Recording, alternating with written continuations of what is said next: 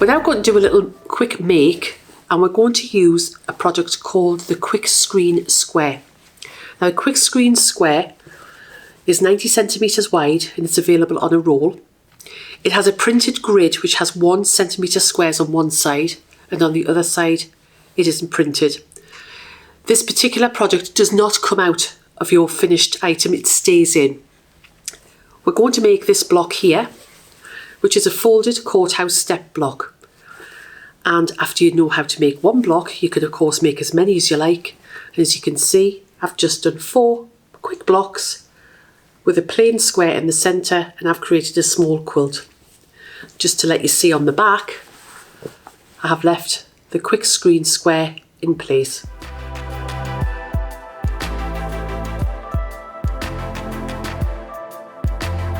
For this project, you need a piece of the Quickscreen Square that's approximately 30 centimetres by 30 centimetres. For the centre, you need a square of fabric that will cover an area that is 13 centimetres by 13 centimetres. And it's a great scrap buster because you need an assortment of light and dark or contrasting 1.5 inch strips.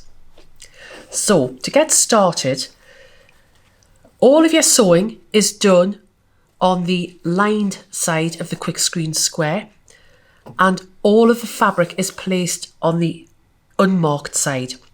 But as you're starting, it's sometimes easier if you just put a few reference marks. So here I have marked out my 13 centimetre square, and that is where the centre square is going to be placed.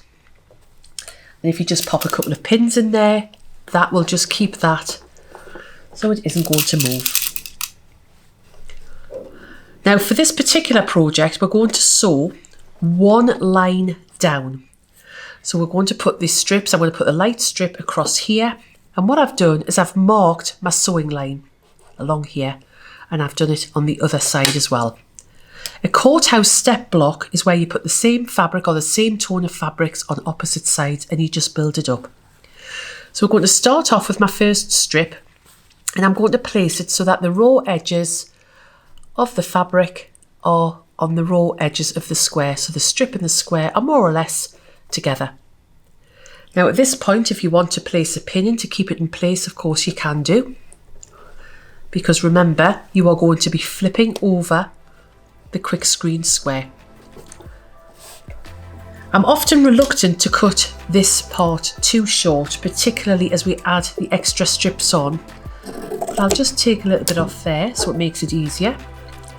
And what I'll do, because I'm sewing exact opposites, I'm going to position this strip on the bottom exactly the same way. It doesn't matter if there's an overhang. And again, I'll just pop a couple of pins in just to keep them in place. Now I'm making sure that the pins aren't going to interfere with the sewing machine. And I'll just chop that little bit off. What we're going to do now is we're going to flip over the Quickscreen Square. Remember, your fabrics are on the other side, and I have attached my 1/4 inch foot here, but you could use any of the feet on your sewing machine. We're actually going to be sewing with the needle in the centre, so that means it'll be at the 3.5 position on your sewing machine, and the stitch length can either be a 2 or a 2.5, and we are going to sew along those marked lines. So there is the corner of the square. I came down 1, and we're going to pop it there. I'm going to lower the presser foot, lower the needle, and then we're just going to stitch along that line. It's a really brilliant beginner's project because all you're doing is concentrating on nothing else than following the straight line on the Quickscreen Square. Just sew all the way at the end, and then we'll stop, take that out, and because we've positioned the other one in place, I can flip that over. Just make sure that all the fabrics are still lying flat. Pop the needle down again and start and stitch. Don't worry if you stitch a little bit too far at the beginning or you stitch a little bit too far at the end, because I'll show you how to remove those stitches and get a nice neat finish. So I'm going to sew all the way along.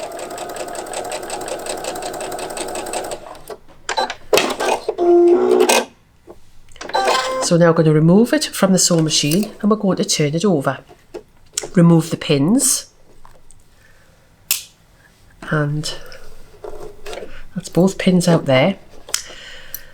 Now this is the first piece that we've put on, and it's more or less a 1/4 inch seam allowance, but if you had too much fabric there, we can trim it off, and I will show you in a second. I don't want to use an iron, so it's a great project just to carry on where you are. Now there was the sewing line. I want to bring it 1 row up. So there's the line that we had the square. We're coming 1 row up. So it's 2 rows up from your stitch line. And you're just going to get a pin and you're going to pop the pin in. I'm going to pop the pin in this way, this method of me madness here. Pop the pin in there to keep that in position. So that's the 2 light strips on. So remember, sewing line, count 1, 2, pop it up and fold it. Now I don't iron it because I don't want crisp edges. I just want it to be a nice folded look. You can press it, of course, if you want to. But this just is a really great beginner's project. So there's the first 2 sides of your courthouse steps, and all you'll do is rotate your block around, and we're going to put these ones on, and this is where you can have a contrast fabric. So I'm going to pop the strip on. Now remember, we need to see where we marked the line. So there's the line there. The fabric is going to go right sides together, and you need to make sure that your fabric is just over your sewing line. And because that pin's in the way there, I can easily just flip that over like that, pop that one in and flip it over. Now these blocks can be as big or as small as you like. You can add as many rows of fabric as you want on. So there's the first one on, and I'll stitch that one in place now. So remember, find the line that we marked, which was this one here. I'll just bring it out a little bit further for you. So there's the line I marked there, and this is the line I marked here. Remember, flip it over because all the stitching gets done on the marked side of the square. Just get rid of that thread to the back. So here's the line. Lower your presser foot and simply stitch along that line again. Once you get the first couple of rounds on, I always think it gets easier, and it grows extremely quickly as well. There's the first one on. Take it out, raise the presser foot, turn it round. Now this time, which is why I wanted to show you this bit, you can see that I've got some excess fabric here and I've got some excess fabric there, and if I was to fold this over, it's going to make my block a wee bit lumpy. So the way to do it is to fold your Quickscreen Square so it's facing you. Now can you see here where I've over sewn it? I don't usually use a stitch ripper because I find it takes too many of the stitches out. I just get a nice sharp pair of scissors, do a quick snip and snip it back. You're not cutting the Quickscreen Square. Just remove those stitches because we're not all perfect, but it doesn't matter. You could use your rotary cutter and ruler to get a precise 1/4 inch at this point, or alternatively, I'm just going to take another couple of stitches out there.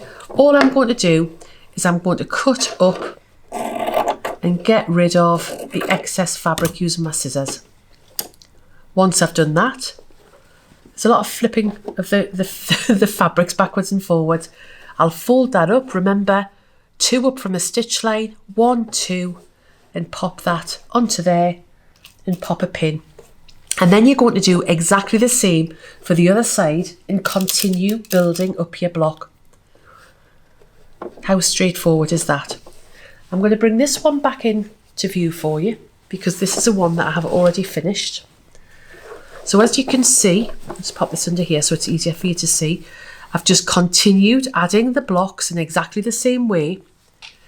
And once you've finished your block, you can see here I've folded it back. You can actually create another dimension. You could just leave it so you just have the folds, or alternatively, because this is on a bias now, just fold this back and you can stitch those in place and it gives your quilt a completely different look. So I do hope you've enjoyed watching that. Please post your photographs of any of the blocks that you make. We'd love to see them on our Facebook page. As you can see, Vlizoline has a wide range of products, each with different properties and benefits for your projects. You can view the whole range on the Vlizoline website, where you can download the brochure, which has detailed information on all of the products across our 4 categories. You can also join the conversation with us on our Facebook page, Creative Community Group and Instagram. All of the details are below.